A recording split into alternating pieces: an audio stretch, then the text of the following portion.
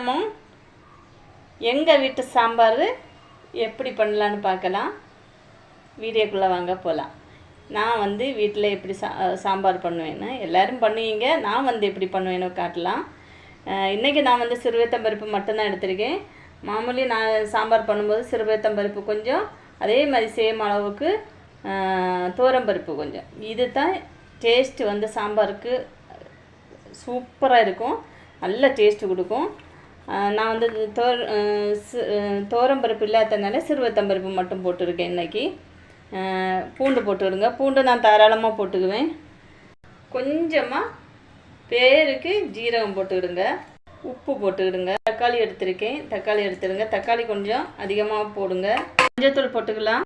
ஒரு 4-5 இலை கருவேப்பிலை போட்டுக்கிடுங்க. தேவைக்கு தண்ணி ஊற்றிக்கிடுங்க.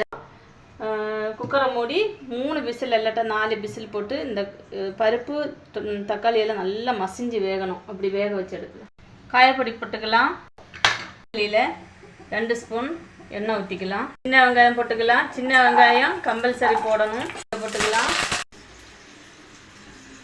வெங்காயம் இந்த மாதிரி பெருசு பெருசாக கட் பண்ணிக்கிடுங்க. வந்து ரொம்ப வசங்கக்கூடாது, ஆஃப் வேகணும். அந்த மாதிரி வசக்கிக்கலாம். இப்போ மல்லித்தூள் போட்டுக்கலாம். 2 ஸ்பூன் மல்லித்தூள் போட்டிருக்கேன். 1 ஸ்பூன் மிளகுத்தூள் போட்டுக்கலாம்.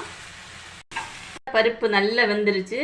பருப்பில் சாம்பாரில் வந்து பருப்பில் கஞ்சத்தனம் காமிச்சோன்னா சாம்பார் டேஸ்ட்டில் கஞ்சத்தனம் காமிக்கும். அதனால் பருப்பு கொஞ்சம் அளவுக்கு போடணும், கொஞ்சம் அதிகம் போடணும். இந்த காயெல்லாம் இதில் போட்டுக்கலாம். இப்போது புளி தண்ணி ஊற்றிக்கலாம்.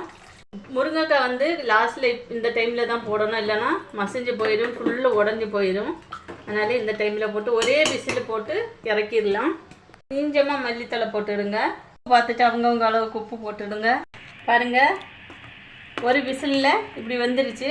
முருங்கைக்காய் இப்படி குழஞ்சி போகக்கூடாது, இப்படியே இருக்கணும். இப்போ இதில் வறுத்து பொடிச்ச ஜீரக பவுடர் போட்டுக்கலாம். வெந்தய பொடி போட்டு எண்ணெய் ஊற்றிக்கலாம். போட்டுக்கலாம்.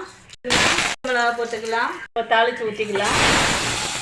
மல்லித்தலை தூக்கிக்கலாம். நண்பர்களே, எங்கள் வீட்டு சாம்பார் ரெடி. சூப்பர் எம்மி டேஸ்டி, நல்ல கம்ம வாசனை. இந்த வீடியோ பிடிச்சிருந்தால் லைக் பண்ணுங்கள், ஷேர் பண்ணுங்கள், கமெண்ட் பண்ணுங்கள். மறக்காமல் சப்ஸ்கிரைப் பண்ணி ஹெல்ப் பண்ணுங்கள் நண்பர்களே. ஓகே, பாய்.